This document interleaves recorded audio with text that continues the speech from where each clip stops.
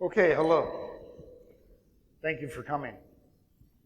This is really a special honor and great privilege. It's my first time to Portugal.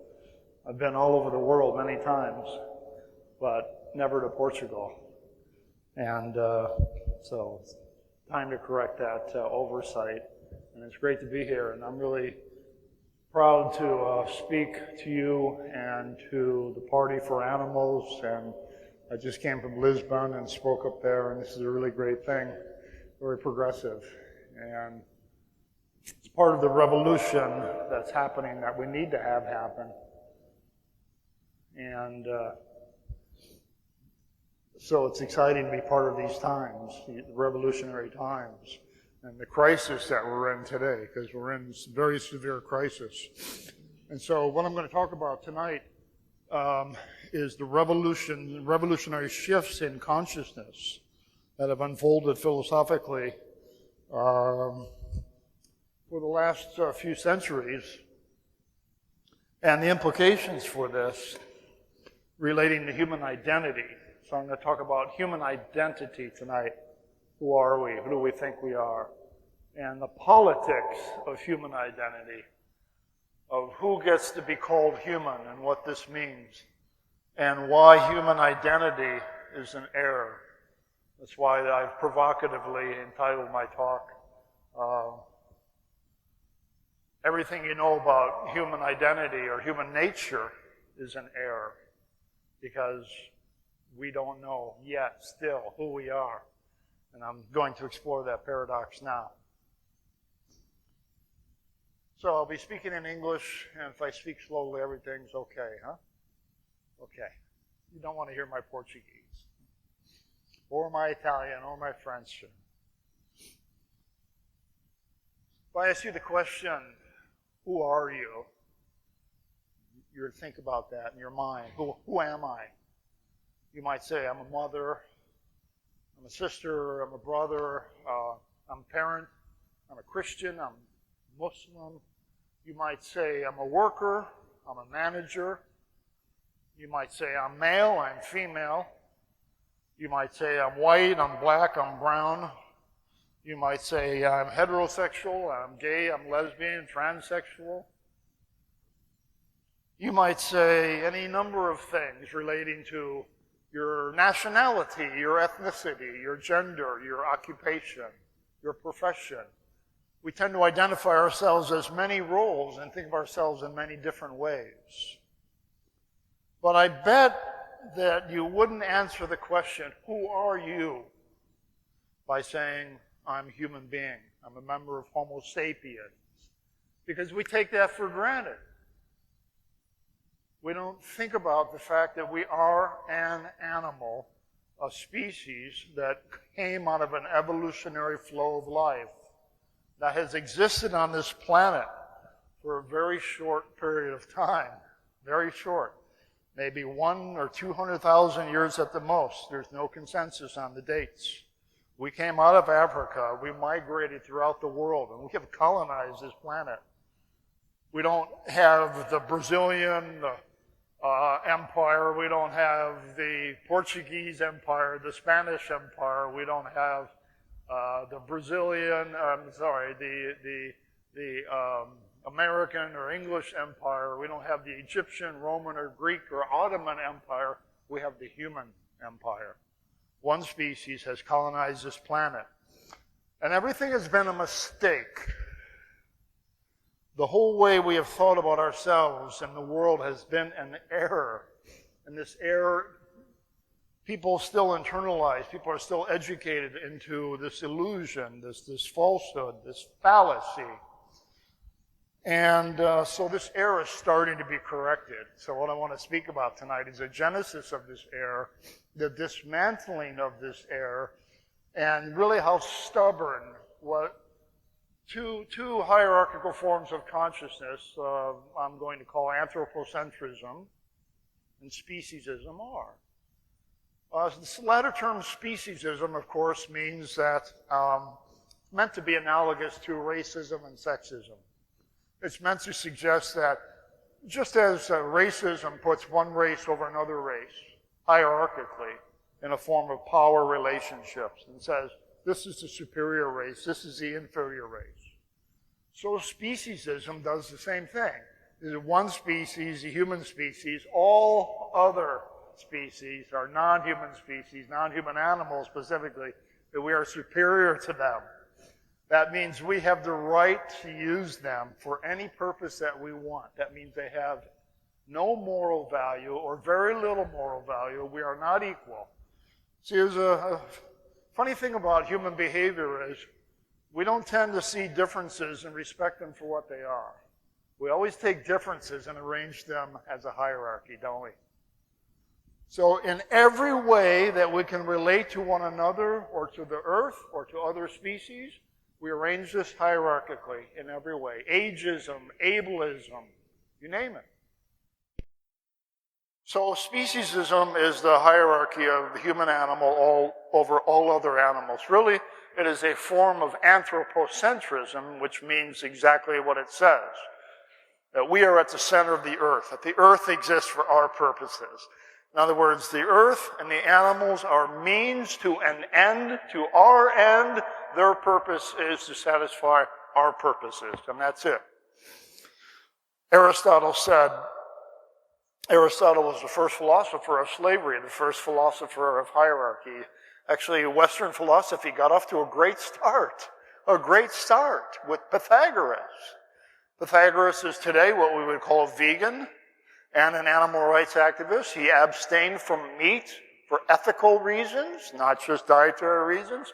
He criticized hunting for ethical reasons. And then Aristotle comes along in the middle of Greek antiquity, and he says that lower forms of reason exist to serve the purposes of higher forms of reason. So just as plants exist for the sake of animals, so animals exist for the sake of people. That's how we started to think, and now that thinking is internalized deeply inside of us. And anybody who eats meat obviously has internalized that form of consciousness, because what is on your plate, you think, is a means to your end. Really, there's no justification for that. And that's why, if you're animal rights, you really have to be vegan to live without inconsistency, because otherwise you are living a life based upon exploitation, based upon speciesism and anthropocentrism. And these are the very ideologies that have been constructed throughout Western civilization. I can go much further back to civilization itself, which began 10,000 years ago, what we call agricultural society. That was when we began to domesticate the wild. And once we domesticated the wild through farming and through herding animals and trapping animals and exploiting them for food, clothing, labor, transportation, this way of life is only 10,000 years old. That's when hierarchy emerged in society. That's when slavery emerged in society. This is when patriarchy emerged in society only 10,000 years ago. So much of this began just 10,000 years ago. And so as soon as we started reflecting, philosophizing upon the basis of our lives, domesticating nature, of course we would think like exploiters, because we already were exploiters. We have the exploiter mentality today still within us, and this needs to be extirpated. It is the last prejudice to go, the last form of ignorance to go. That can no longer be tolerated, because the destructive consequences of this error cannot be underestimated. Now, I say we came out of Africa 100, 200,000 years ago. We migrated throughout the planet. We began to speak. We began to form languages, symbolic cultures, only 45,000 years ago. Language is only 45,000 years old. And that's when you find the paintings in the French caves of Lascaux and elsewhere. Around this period in history, people started to symbolize their thoughts. Now, Nietzsche said something very profound. I'll be talking about the philosopher, 19th century philosopher Friedrich Nietzsche, quite a bit tonight. Nietzsche said that as soon as humans began to think, they invented errors. Because we think very crudely, right? Gods, the sun god, the moon god, pantheism, a plurality of gods, and all kinds of superstitions, all kinds of forms of ignorance and errors, a lot of which would get corrected over time, but some of which stayed in our thinking. Some of which remains with us today. Errors, delusions, illusions, fallacies. And Nietzsche says that the errors that stick, the ones that don't get corrected, are the ones that have utility to life. In other words, we tell ourselves certain lies, like, for instance, if you will, God, not to impugn faith, but Nietzsche would use this example. We like to invent a God, a story of a soul, of an afterlife, because it suits our purposes. It flatters us. We are vain creatures, and we want to believe that this is all for us. We want to believe that there's some afterlife. We want to believe that this will go on forever. Right? And it's hard to not believe. We want to believe in the rainbow bridge, right? That after our animals die, we'll see them again. Death is not forever. This is only temporary. There are all kinds of things we still believe, and Nietzsche would say these are errors. And we keep them because they serve our purposes of flattering our egos, our vanity, and as existentialists would generally say, humans cannot accept the fact that we are just, as Heidegger would put it, thrown into the world. We just exist, and that's all we know. We exist. We don't know for what purpose, for what reason, or what really lies beyond the human mind except what we can imagine and what we can dream. That's all we know. And if you're honest, Nietzsche extolled the virtue of intellectual honesty. If you're honest, you will admit that's all we can know, that we are just here. And that any meaning that exists in the world is humanly constructed. Okay? So, let me begin with a paradox. The paradox is that after 45,000 years of thinking, of culture, of symbolic expression, of communication, of philosophizing, after 45,000 years, Homo sapiens, isn't that a nice name? Homo sapiens, wise man. So wise we're destroying the planet. So wise we can't get along with one another. We kill each other in wars. So wise that we're at war with everything on this planet. We're at war with the animals, with the earth, and with ourselves. So wise, Homo sapiens. For 45,000 years, Homo sapiens has been thinking about who we are, trying to define who we are, and never getting it right. We still don't know who we are. We come up with these fantastic, simplistic, childlike answers to simplify Aristotle. Rational man, or featherless biped. You know, these don't help. And they're not true. As I'll show, they're not true. But we hold on to these illusions of who we are, what Homo sapiens is, because they flatter our vanity. They serve our purposes. They allow us to exploit the planet and feel like we're good people and that we have the right to be exploiters. This is a God-given right, according to religion. I would be so bold as to suggest that religion really cannot address this debate.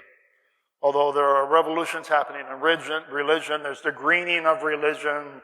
Animal rights is now an important part of Christianity. And of course it goes back to ancient Muslim, Hindu, Buddhist, ancient Indian thought. It begins with biocentrism, or the idea that we all are connected together equally in life. But I think to answer this question, who are we? Who is the human? We have to look to philosophy and to science. Now, specifically science is what I'm going to be looking at tonight. What does science say? Because science is fact-based. So, with no intent to offend any religious sensibilities, I'm going to suggest that this is a question that has to be answered scientifically. And really there's no other way to answer this question. Who are we?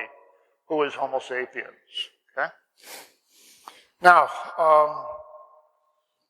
begin with what I call the revolutions of modernity, Well, we begin with this paradox, okay, that we don't know who we are yet, and these revolutions would correct this. And there's also, in addition to a paradox, an irony. Just as we're starting to learn who we are through these cognitive revolutions, we have become so sophisticated, we're changing who we are. There's a question on the table here. Do we have a nature? Is there such a thing as a human nature? Or are we entirely plastic? Are we malleable? Are we so flexible that we can be anything society shapes us into being, right? It's like a hunk of clay. Whatever society makes us, that's what we are. Or do we have a nature? Let me suggest that we do have a nature. We evolved 5 to 7 million years ago in eastern southern Africa as a branch of a primate tree, as a specific kind of primate. Jared Diamond, the contemporary anthropologist and author, calls us the third chimpanzee. The bonobo, the common chimpanzee that you're most familiar with, and humans. We actually belong in the primate family. We're closely related to the great apes, the 4 great apes, throwing orangutans. We are primates, okay? So if you answer the question, who am I, and you said a primate, you're starting to think along the right lines, right? But very few people would answer the question, who am I? I'm a primate. Try it. And see how many people say I'm a primate, or I'm the third chimpanzee, or I'm part of the great ape combined family, etc. So just as we're starting to learn something about human nature, and I suggest that we have a human nature because we have 5 to 7 million years of evolutionary baggage as animals. Just as we're starting to learn about this, we're changing this. Now, think about the animal within. We forget that we're animals, right? Have you had an urge for sexuality lately? Have you had a sexual? How many people have had a sexual? Never mind that question. How many people have had a sexual thought lately? Probably most of you, okay? That's the animal within. How many people have had a violent thought lately? I've had quite a few today. People are annoying me. That's the animal within. You see, that's like what Freud called the id. So anytime you forget you're an animal, all you have to do is feel the id, the instinct within us, the animal within us, and know that, hey, we really are not a rational being. We're an animal. Or try to shake an addiction, try to break up with your boyfriend, girlfriend, go through a divorce, right? You realize this is not the captain of the ship. We don't control our lives with rationality. We are animals, and our animality is what drives us to war, to aggression, to territorialism.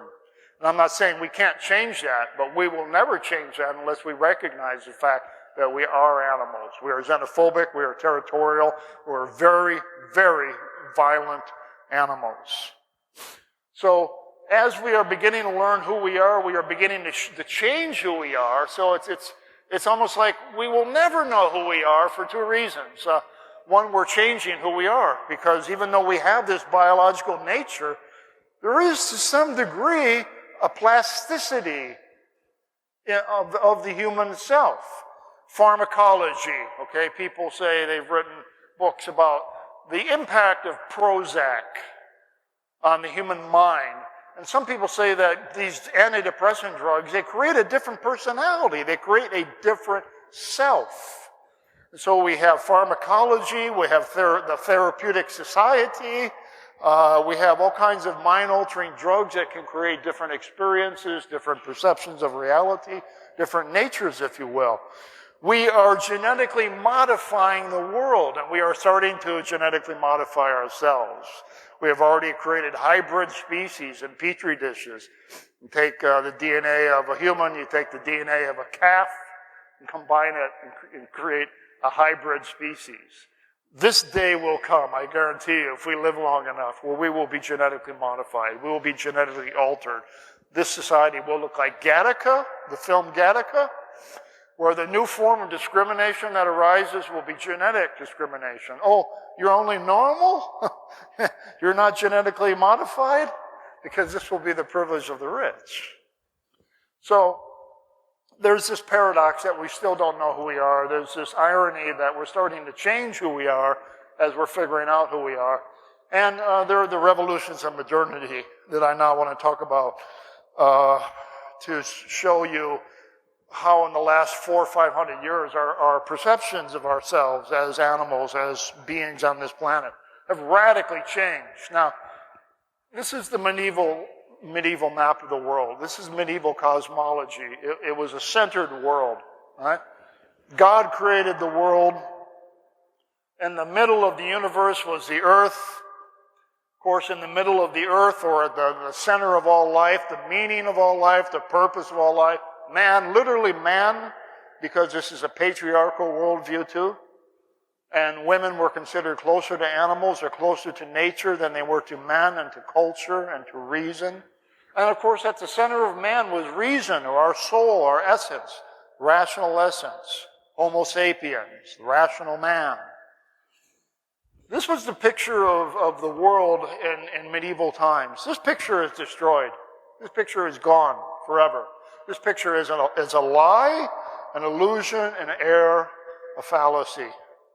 And we start, you may know the progression of thought. You may be somewhat familiar with this outline. We start in the 16th century, in the 17th century with Copernicus and Galileo.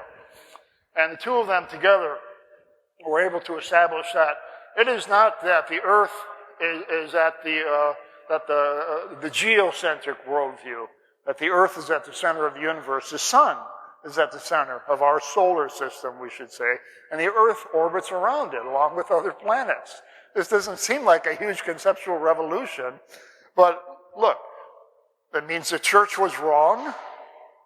It means that the best scientific knowledge available at the time was wrong. And there's a psychological impact here of not being at the center of the universe that people found very uncomfortable.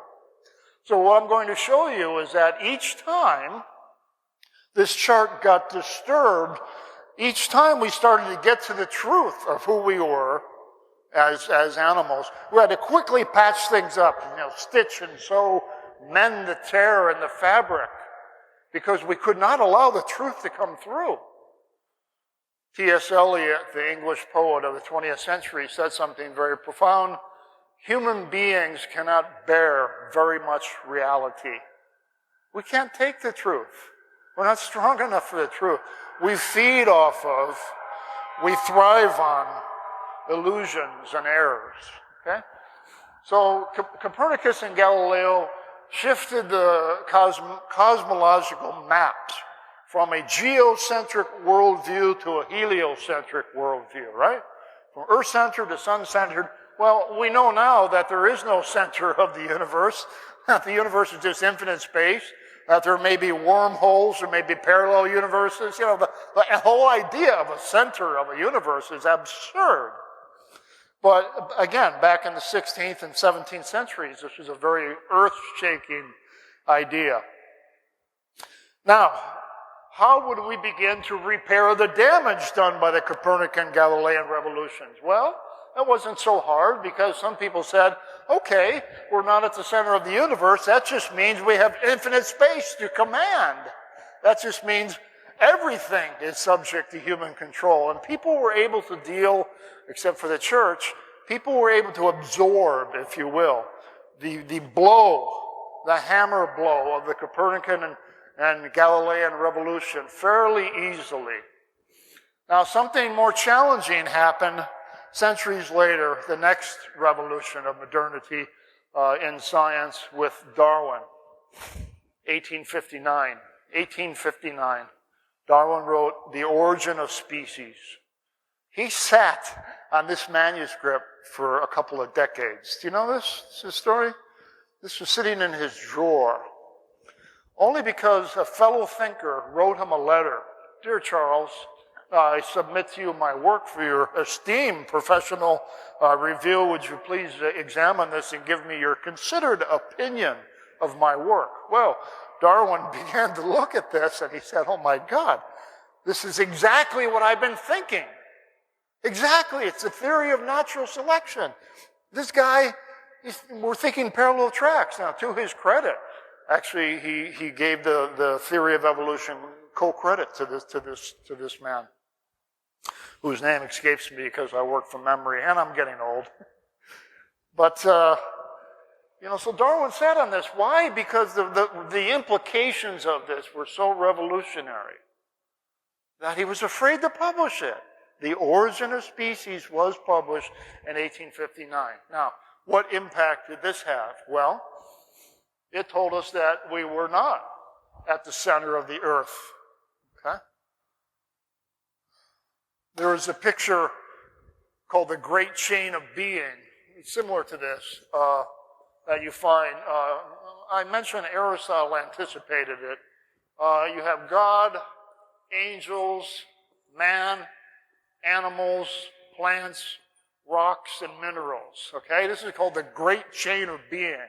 And that there is an order of perfection in the universe. And that the higher you go, the more reason, the more rationality, the more perfection. Of course, God is perfect. And then angels, and right below angels is man or humankind.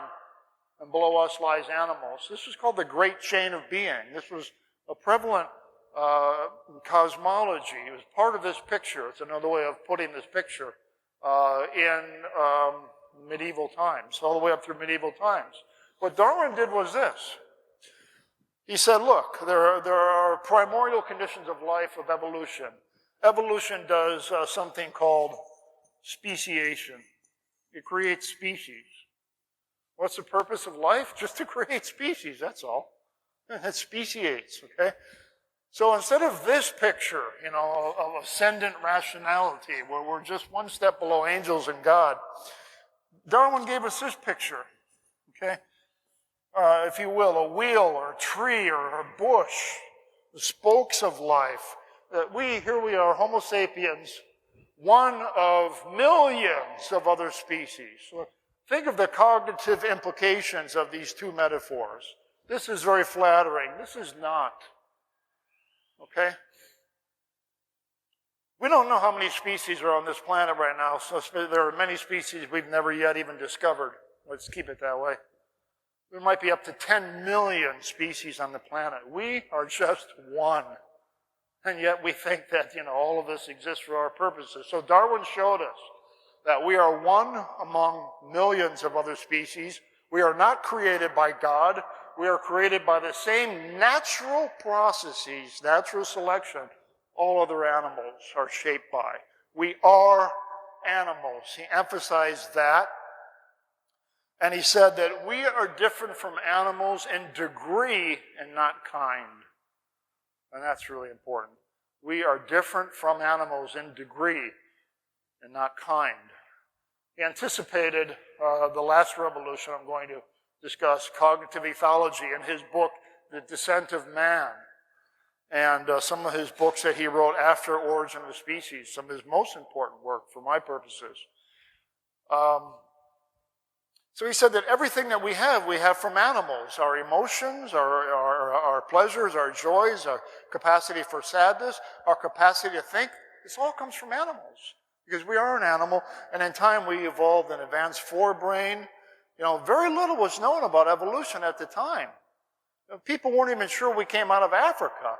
People were still saying that the so-called Negro race was a subhuman race. They weren't even humans. And we had barely begun to even see gorillas or great apes for the first time.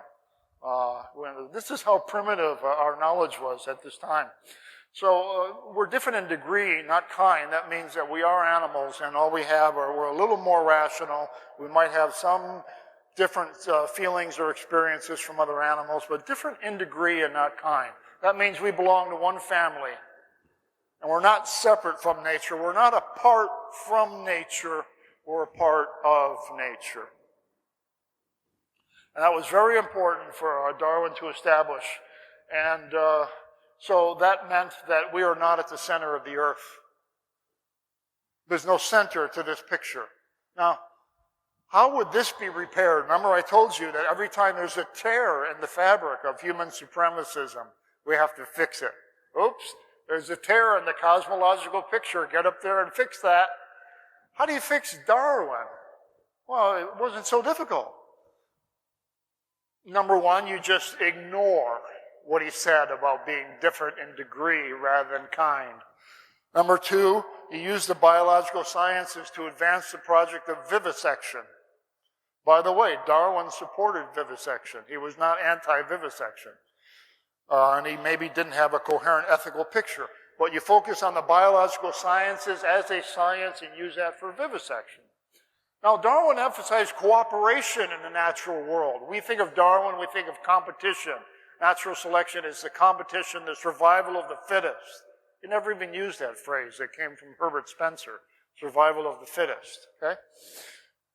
Darwin emphasized the importance of cooperation, that all species that survive learn how to cooperate with each other. It wasn't just about competition. So how do you take the tear in the cosmological fabric and fix it so that we are once again masters of the universe after Darwin? Well, you turn Darwinism into social Darwinism. You turn Darwinism into the ideology of capitalism par excellence. Huh? Because you take this idea of competition, you forget cooperation. You say that we are competitive animals. We clawed our way up to the top of the evolutionary ladder. That therefore we belong here. The idea of might is right started to appear, and I'll return to that concept, might is right. And you emphasize the importance of competition in society, okay? I mean, look, this is nature, where competition does play a role in natural selection and governing life. This is society. Does competition play a role here? Well, it does in capitalism, doesn't it? Because capitalist society is based upon so-called competition. Well, Marx put that myth to rest by saying there's no competition in this society. This society is based upon monopoly control, price fixing, domination of markets. The very thing that society tries to eradicate is competition. But you see, the capitalist ideology privileged this idea of competition as an ideology to favor giant corporations, to ignore or obscure the fact of monopoly control, and because it meant that those people who were rich and who were at the top of the social ladder were almost there by natural design, almost selected to be elites, right? In other words, class society was naturalized. That's how you fix the tear in the fabric after Darwin. You turn Darwin into a capitalist ideologue. So, it turns out that man is not at the center of the earth, but we rework Darwinism into a capitalist ideology, into a speciesist ideology, and we fix the tear in the fabric. Now, Nietzsche and Freud come along in the 19th and 20th century. Freud wrote The Interpretation of Dreams. That was published in 1900. Nietzsche died in 1989 and lived for another 11 years, almost in a coma. One of the greatest minds ever, just burnt out. But what Nietzsche and Freud did was to say that reason is not at the center of man. Really, this was implied by Darwin, so they made this explicit. We think of ourselves as rational beings, as I've said, that we have an essence, and this essence is to be rational. Well, they emphasized with Darwin, although they didn't refer to Darwin often, Nietzsche certainly didn't, that we are animals governed by instincts, governed by the will, governed by impulses that are not rational, that are sub-rational. Right? The way that this often is portrayed is, for instance, the iceberg metaphor. You know, we say, here's reason, but instead of being all of the self, it's just a part of the self. And everything here, the unconscious, the sub-rational forces are much stronger in life. And that's what really shapes us. That's what controls us. And so Nietzsche and Freud said that man is not the center of the earth, reason is not at the center of mankind, humankind. We are animals, we are not governed by rationality. Nietzsche said in response to Descartes, I think, therefore I am. Nietzsche said, no, it thinks, therefore I am. It, the unconscious, the id thinks, therefore I am. That rationality is just like the byproduct of subrational forces in our life. It's not the captain of the ship.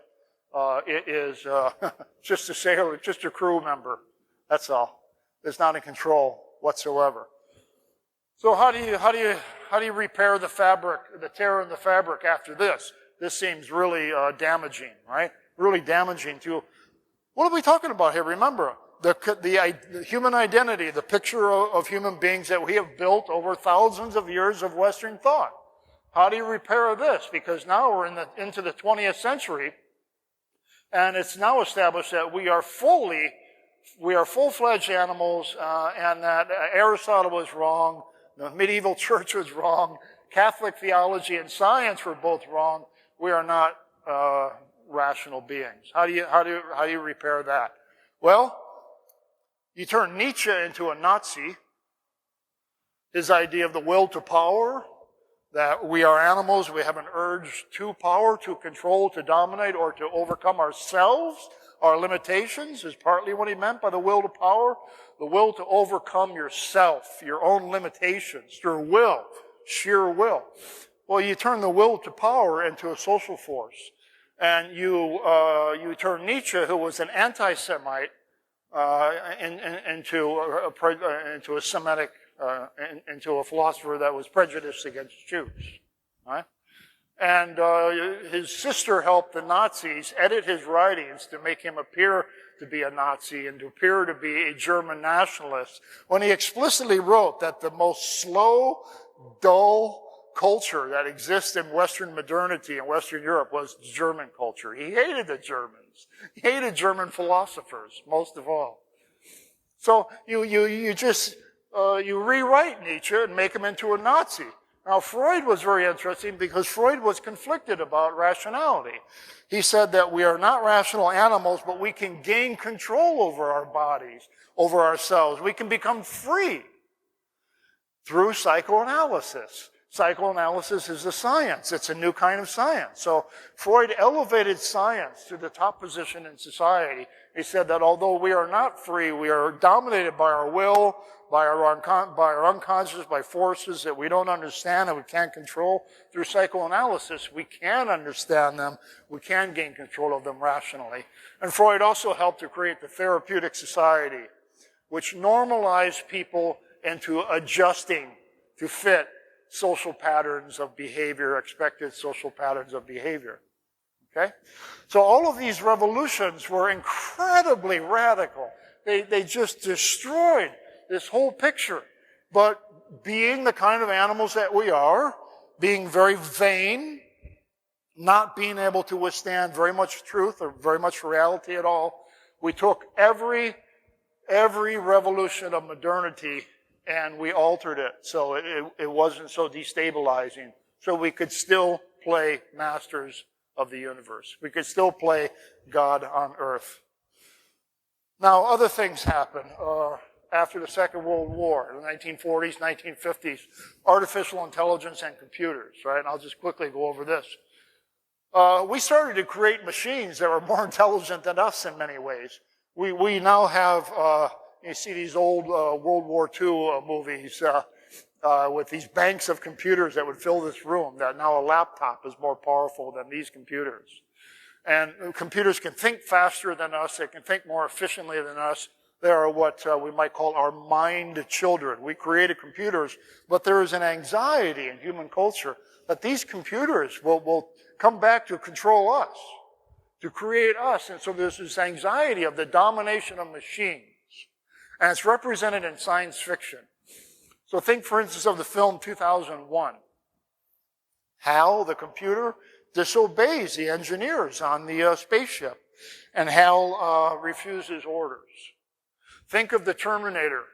These machines are coming from from another planet to destroy humanity. They're machines. They're robots.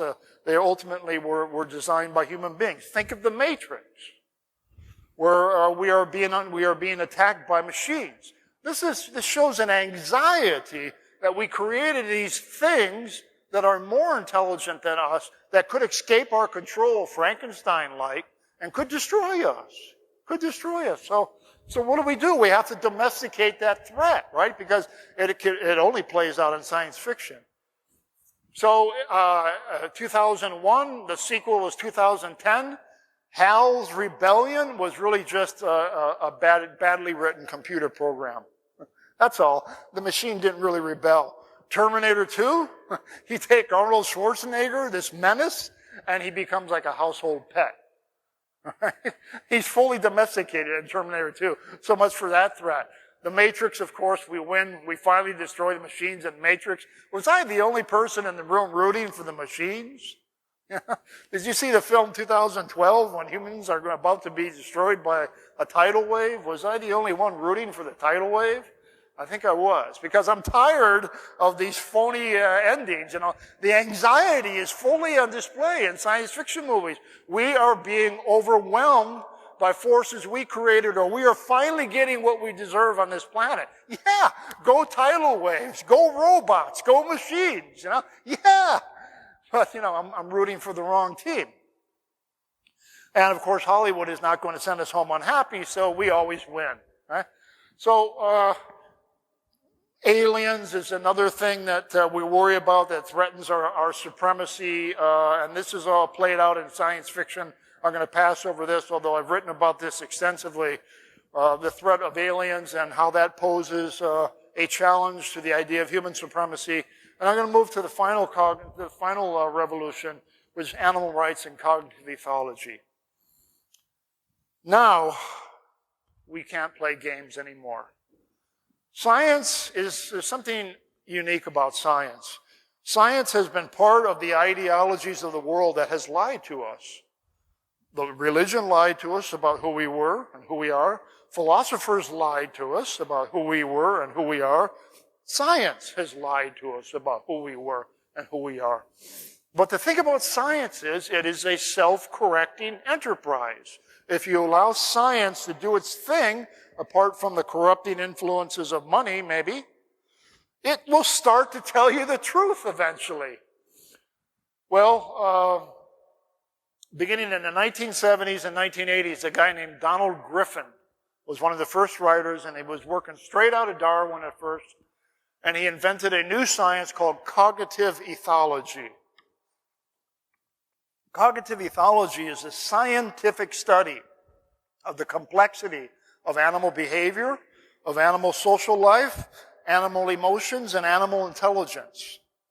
Cognitive ethology tells us that animals are not simple machines, like Descartes told us that animals are machines, and they're simple in their functions. And there are mere functions for us. Cognitive ethology tells us that every experience we have, animals have, that they're lonely, that they feel grief, they feel sorrow, they feel joy. It tells us that their social life is based upon a complex system of rules. A chimpanzee society is not governed by instinct. It's a rule-governed society. There are rules to make and rules to break. And you follow the rules, or the alpha male comes down and restores some order in society until there's a new alpha male. This is a rule-governed society, and animals know what the rules are. There are expectations to follow them, just like in our society. And cognitive ethology showed us all kinds of interesting experiments, the only experiments I would ever support. For instance, of the intelligence of animals. To give you just a couple quick examples. All right, so you put two chimpanzees in a field, and you hang a banana from a wire, right? It's too high for them to reach. And you put around 2 or 3 boxes. Let's see what happens. Okay, turn on the tape. Go chimpanzees. And chimpanzees, looking at this banana. Damn, I wish I had that banana. I'm really hungry. And hey, wait a minute. There's some boxes over here. What if we stack these boxes on top of each other? We can reach up and get that. Good idea, Henry. Let's do that. And they figure this out, and they climb on top of the boxes and get the banana. Or it's another example. You can see this on tape. Is a crow. Kind of an inverse example. Crows on a wire, food is hanging down. How can the crow get that food? That crow wants that food. So the crow starts to think. It turns out birds are very intelligent beings. They have incredible spatial memories and mapping senses. Well, they take a piece of the rope, they grab it with their foot, they take another piece and hold it like that, and they're pulling it up like this. They are solving problems. They're solving a problem. That means they're using their mind. That means they're thinking in logical ways. Now, if there's any doubt about this, and I'm telling this very simplistically, you give chimpanzees a language that we can share in common. Do you know what that is? It's called American Sign Language, right? And if you give them sign language, a common language that they can learn, they can tell you, I'm lonely. They can tell you, I'm hungry. They can tell you, that's a bad man. That's a bad man. And maybe because one of their trainers was abusive toward them. They start to tell you stories. Suddenly, behind these furry eyes and these furry brows comes another mind alive that speaks to us because now we have a common language, a sign language. Or a lexigram is a computer with symbols, and they can punch symbols and they can create sentences and tell us complex thoughts through a lexigram, through a symbol-making machine. Okay? So we have learned that animals can speak, that they can reason, that they can think very much like us. And we only can wonder what whales think, what dolphins think, because they have these incredible brains. The whale brains certainly are bigger than ours. Dolphins have signature whistles like names. Whales sing these songs. We're still trying to figure out what they mean. We know they have meaning, or there's some symbolic meaning to those. There are certain prairie dogs you find in Colorado that they analyzed in detail, and they found that they have a word for every predator or sound, and a sound for human. It's not a nice word. It's, bad, bad animal. Be careful. So what I'm trying to say is, with science now began to study animal intelligence in a serious way, and what we found out was astonishing. What we found out was that we are the dumb animals, because in our arrogance, in our discrimination, in our prejudicial mindset, we refuse to consider what was obvious to anyone with a cat or dog. That these animals have feelings, that they are like us, that we are like them, that they have thoughts and emotions, that they are complex beings, not simple machines. And you can look at Donald Griffin, who founded this work. Some of you might be familiar with the work of Mark Bekoff, who was a contemporary and very prolific cognitive ethologist. So this revolution is happening in science. Science is beginning to correct the mistakes that science itself contributed to in our culture. Because science always told us that we were rational beings and animals were simple machines, that we could do anything we wanted to. Now there is almost an emerging consensus. Cognitive ethology is not even controversial anymore. And increasing growing numbers of the scientific community now accept the findings of cognitive ethology. What does this mean? Scientists are giving up speciesism. So now that there's an emerging consensus in science that animals do have complex social lives, complex thoughts, and complex emotions, that they are like us, we're different in degree and not kind, now we're waiting for scientists to draw the correct conclusions from their theories. Because, for instance, the great apes, this absolutely means we cannot experiment on great apes. They are so identical to us. It was only with the Human Genome Project in the 1990s, as that was concluded, that we realized that we are 98.6, the numbers vary, but around 98.6 degrees genetically similar to chimpanzees. Chimpanzees are closer to us genetically than they are to orangutans. So we are cousins, and we don't experiment on cousins. They're biological cousins. And if we don't experiment on great apes, then we shouldn't experiment on cats, we shouldn't experiment on dogs, shouldn't experiment on mice. Vivisection is just a dead ideology. It's a dead science. It's a bad science. It's a pseudoscience. So now we start to draw the implications of what the philosophers and scientists have been trying to tell us. We erase this fallacy, this worldview that has governed our thinking for so long, that put us at the top of a hierarchy, because we realize that we have no place on the top of this hierarchy. We have never had the intelligence and compassion needed to govern this planet. So now what we need to recognize is that we are a part of this planet, not apart from it, that we live in a great community, far greater than the human community. You often hear this cliche, we belong to one race, the human race. We belong to one community, the bio community. Gaia, in the Greek word, which means earth, we belong to the earth, and we belong to it as a member of a community. And if you are a member of a community, that means you live in that community with respect. You respect other members of the community as your equal. If you have rights, you have responsibilities and duties toward other beings in that community, and we need to start exercising those.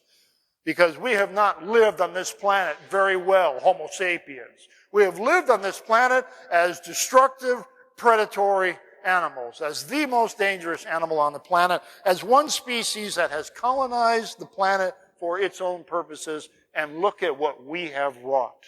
Look at the results of 10,000 years of civilization. It is a disaster. It is a smoldering, smoking disaster scene from a science fiction movie, what we have done to this planet. So I say we either learn how to live responsibly and live right on this planet, or we don't live on it at all. We have no right to even live if we can't live in harmony with other forms of life. And so we need all kinds of revolutions. We needed to go through this revolutionary process to overcome anthropocentrism and overcome speciesism. We needed to completely destroy and dismantle this cosmological map, which was a total fallacy, and to create a decentered worldview. And we need social revolutions, right? We need not only cognitive, moral revolutions, we need institutional revolutions.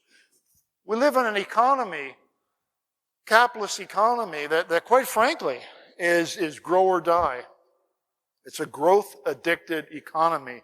We keep growing in population numbers and in our levels of consumption, and in the amount of animals that we kill and that we eat. We keep growing and growing and growing. This is unsustainable.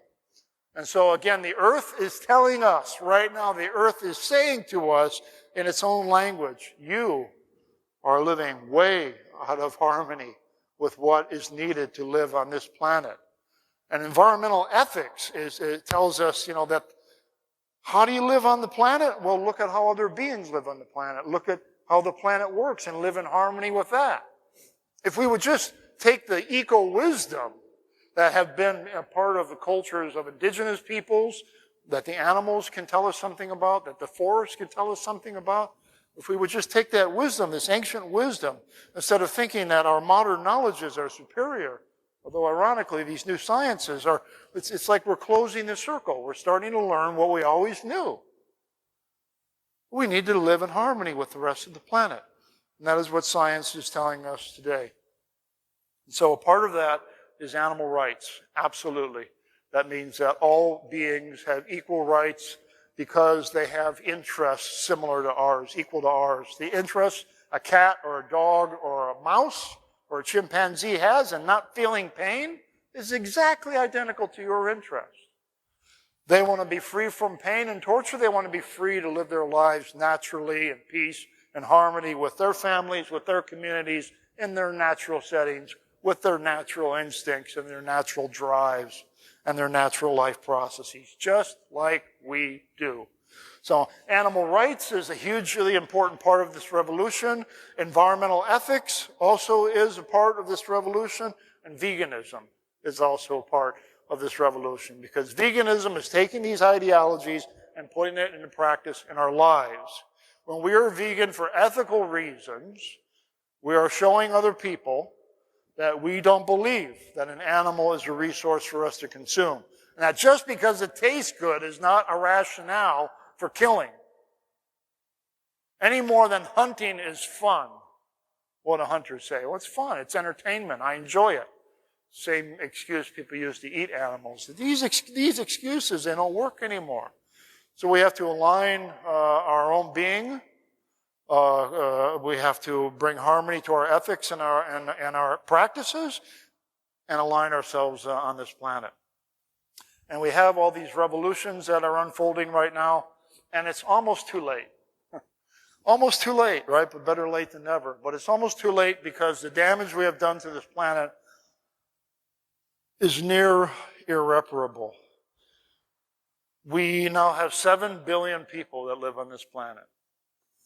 We are consuming annually 50 to 60 billion land animals. 7 billion people consuming 50 billion land animals. If you add sea animals, whales, dolphins, tuna fish, etc., we're talking scores of billions more. We're way up in over 100 billion, 150 billion.